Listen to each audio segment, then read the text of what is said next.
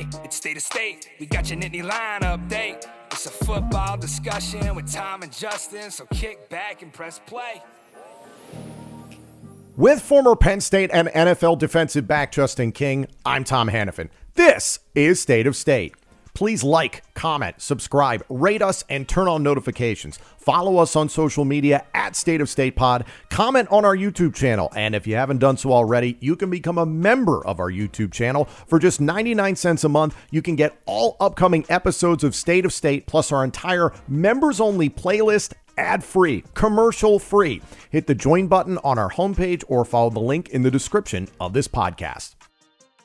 This podcast is presented by BetOnline. BetOnline is the world's most trusted betting platform and your number one source for all your sports betting action. And with baseball in full swing and football season around the corner, BetOnline has more ways to stay in on the action with the latest odds, news, and scores, even live in-game betting. From Major League Baseball to UFC to tennis and NFL futures, BetOnline remains your choice for sports wagering info. In between games, head over to the BetOnline Casino with all the top Vegas-style games, including poker and live casino. Head to betonline.ag today and take advantage of their industry-leading VIP program with level-up bonuses and weekly cash boosts. Penn State fans, are you feeling confident that the Nittany Lions can win college football's national championship next season? Lock in your futures bet at betonline.ag today. State of State is presented by BetOnline. The game starts here.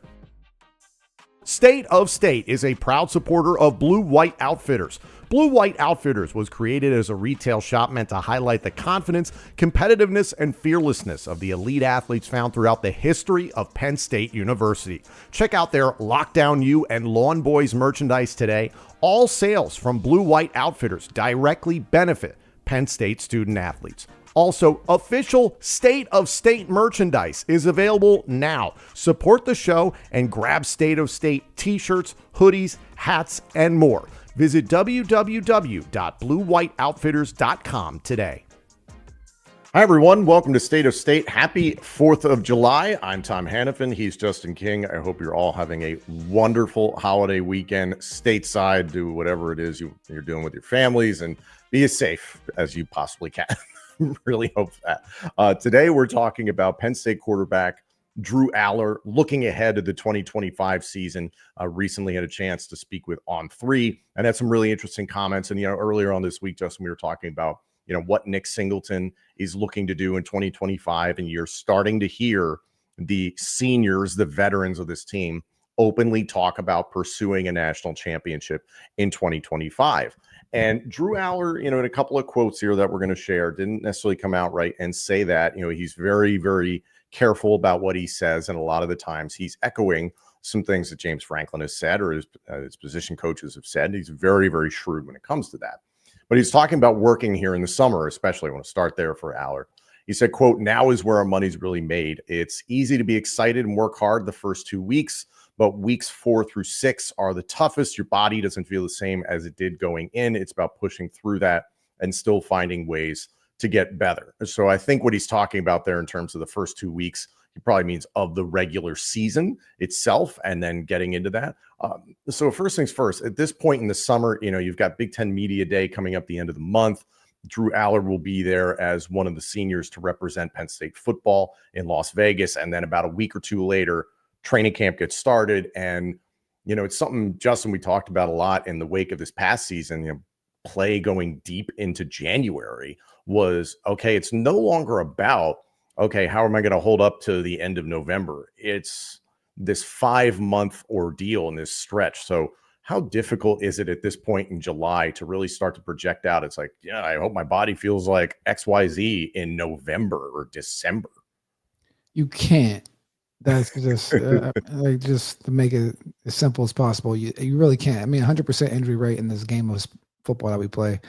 Though I made some posts last week about injury prevention is a myth, right? Like, it's going to happen. So like what you need to do is prepare your body, which is why summer workouts are so tough and training camp is so hard, but build up those calluses and prepare your body for injury so it can bounce back as fast as possible. And that comes up to the coaches and the strength staff to manage that throughout the season. But you have to build up the calluses in order to last in this game of football, especially in the third and fourth quarter. So it's a fine balance. They got all the sports science and the tracking the mileage and things of that nature. But that really comes down to an organizational effort. But on an individual athlete's perspective, they just need to make sure they have a regiment, habits of like post workout stretching, making sure mobility is there as much as possible, and pushing your body to the limit. Because I think there's a misconception that if you don't push yourself, you're saving it and keeping it fresh, but really you're just going to expedite the breaking down process. So you got to make your body as tough as possible. So these summer months is when you really need to put your mental and your physical through hell. It's the fascinating thing watching Drew Allar's maturation is that there's been a couple of games where he's been dinged up and has maybe come out of a game, but knock on wood, he's avoided the major injuries, and his physical makeup, his composition has just gotten better and better as the years have gone on. He's gotten leaner, he's gotten stronger. You just seen what he looked like as a freshman to what he looks like now, how much Andy Kotelnicki has praised his work, all those sorts of things. It's not often that you can find a quarterback who is going to be able to hang in there and play virtually every single game. I mean, it's such a commodity at the National Football League level, and it's even permeating to college football of like, you need a backup because you don't have that big of an expectation for a guy to play every single game. And it used to be that way. And some of that was the alpha male mentality of like, no matter if I'm hurt, I'm going to play. Things have progressed, fortunately, for the health and well-being of players, to the point where it's like, hey, if you're not going to go, like we can't risk this, and there's an investment that goes into it. But Drew Allar does kind of harken back to some of that classic quarterback model, and that he is that big, tall, strong, slightly mobile quarterback who can do just a little bit of everything. And he's been damn durable, man. And I think there's a way that we're going to look back on Drew Allar. It's going to take 5-10 years after he's graduated for Penn State fans to really appreciate what he is, because you still see on social media how polarizing of a subject this kid is. Some people think, man, he's the best quarterback in the country entering this season. Other people are like, he's maybe fifth or sixth best within his own conference, and no way he should be a first round pick. Like, it's amazing to me, Justin, I've said it so many times before the last 2 years. Penn State fans will not appreciate Drew Allar until he is well gone, and his best play will not occur at the college level. What do you think about that? Drew Allar is he's not a casual fan's favorite. I feel like I have arguments with people that watch a lot of football, fans of football, and they have like critiques of him. And my rebuttals are just like, well, he's a top 15 pick. He's this, he's that. He can do this. He like pointing out all the good things that make him make him an elite prospect in this game, and him being able to do certain things that other guys just can't do.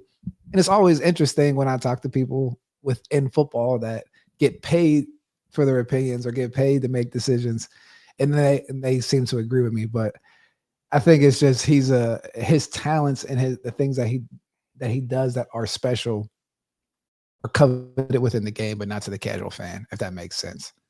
I mean, right, because he doesn't have like a super flashy game. He kind of he has some ups and downs in big games, and kind of went along with the storyline of the team when it did. He had the 5-star thing coming in. So I think sometimes he has gotten a bad rep of like his talents, but yeah, I think people are going to be pleasantly surprised when he has his second year with a offensive coordinator and some weapons, and him operating at full tilt this year, and him having a future successful career on Sundays.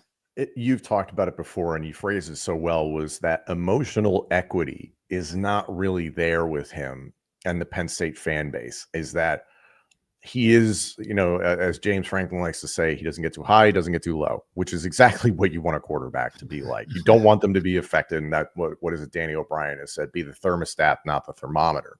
Right. And Drew has gotten better with that over time. And we've certainly seen when he has been frustrated in games, it can affect his play. So they're like, okay, we're trying to fix that. And he has gotten better about that every single year. But people remember the negatives. And I think because the expectations are so high, and winning 10 games, they're like, yeah, we expected you to come in and do this because you were a 5-star and we wanted more than what we were getting from Sean Clifford. So the expectations have been so high. It feels like there's been next to no celebration of the positives. And I continue to look back at that USC game from last year. Yes, Tyler Warren plays the game of his life. Where's the freaking ball coming from? If that weren't for Drew Allar playing a hell of a game into overtime, bringing Penn State all the way back, maybe Penn State doesn't see the playoff last year. And I think that gets glossed over too much. Do you agree? 100%. I think he played some of the best games from a quarterback that I've seen last year when he was playing at his best, right? We always like to judge players at their worst, but I don't think that's fair to the player in the moment or to their projection of how good they're going to be, right?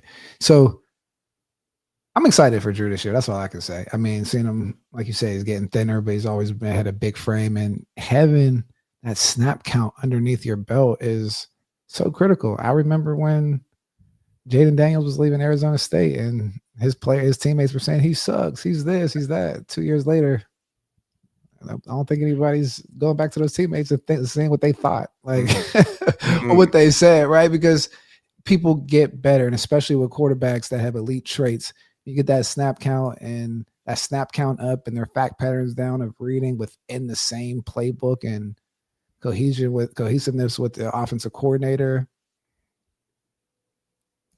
Players get better.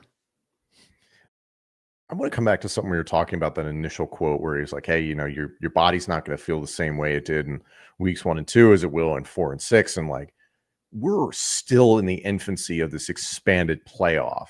And that, last year you saw the first time that it was the 12-team playoff, and it goes deep into January. And then you have spring games being canceled. Coach is calling for the NFL OTA style, organized team activity style offseason.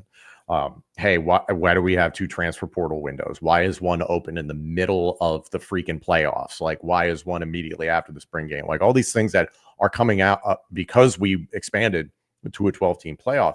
The big thing for me that I'm really curious about is which team or teams get a better handle on the length of this season from a strength and conditioning standpoint first. And I'm curious, from your experience with LAG Sports Group, which teams you see are leading early. Again, we have such a small sample size of only the 12 teams that played into the playoff last year. And granted, there's bowl season, so like there's a little bit of that, but this was totally different. And it does feel like you will see, barring a catastrophe, Ohio State, for instance, should be in the playoff pretty consistently. Notre Dame, barring a catastrophe, should be in the playoff pretty consistently. Penn State is expected to make the playoff this year. So now it's, as a staff, getting organized, not just to be like, hey, like I said, let's make sure everybody's good to go between September and November. It's like, nope, it's September to the end of January now. Again, that comes down to a head coach philosophy, making sure that they're aligned with the head strength coach and the sports scientists that they hire, right? Sometimes we hire those guys just to check boxes, but not really take their feedback on cutting back practices or changing the dynamic of how practices should look. And this is from dealing with a lot of different head coaches when it comes to their philosophy of building out a team to be ready.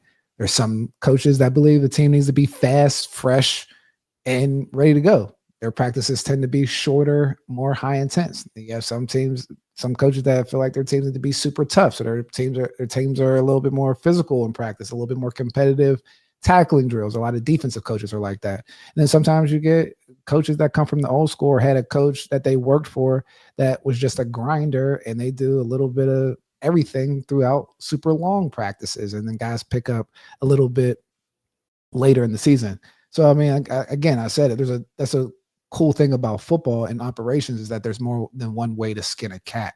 It's just a matter of having alignment from top down, the philosophy from the head coach down to the coaches and strength staff that are holding that out, and then the players that can withstand that. And right, if you don't have the right players that withstand your philosophy, it's not going to work anyway. So I think that's the science and the art of making sure that you have a team that's ready and suitable to make it through the end of January, because injuries are going to happen. Like one of our key players, I'm knock on wood, is going to get dinged up at one point, and we have to figure out that is there a sustainable action plan to be ready to replace players and have the depth to execute at the end of the season when it gets time to win a national championship.